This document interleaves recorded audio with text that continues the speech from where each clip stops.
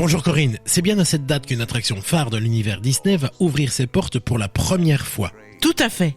9 août 1969, dans le parc californien, voilà que s'élève une voix grave qui vous invite à entrer dans un manoir aux couloirs interminables. Immédiatement, on sent cette petite brise glacée venue de nulle part. En poussant les portes de Haunted Mansion, voilà que l'on plonge dans le monde de l'étrange, bien loin des princesses et des princes charmants. Et derrière ces murs, une histoire de fantômes, bien sûr, mais surtout une histoire de créateurs. Commençons par le début. The Haunted Mansion, ce n'est pas qu'une simple attraction. Elle a une histoire qui remonte bien avant la construction de Disneyland, non ? Exactement. L'idée d'une maison hantée dans un parc d'attractions était déjà présente avant même la création de Disneyland. C'est Walt Disney lui-même qui a voulu une maison hantée dans son parc et il avait une vision bien particulière de cette attraction. En créant Disneyland, Walt voulait un parc accessible en famille. Il comprenait donc l'importance de plonger aussi dans des thèmes plus sombres, destinés à captiver un public plus adulte, mais tout en restant accessible aux enfants. C'était une volonté de toucher tous les âges, d'apporter un côté plus mystérieux et même légèrement effrayant sans pour autant tomber dans l'horreur pure. Donc ce projet a commencé avant même l'ouverture de Disneyland en 1955. Absolument. Les premiers croquis remontent à 1951. Walt Disney imagine une sorte de maison hantée sur une colline. Sur ces premiers croquis dessinés par Harper Goff, on voit un vieux manoir en ruine perché sur une colline. L'idée était de le placer au bout de Main Street, mais en raison de contraintes d'espace et de la volonté de Walt de ne pas choquer le public avec un bâtiment délabré, le projet est mis en pause. Et Disneyland ouvre donc les portes sans ce manoir.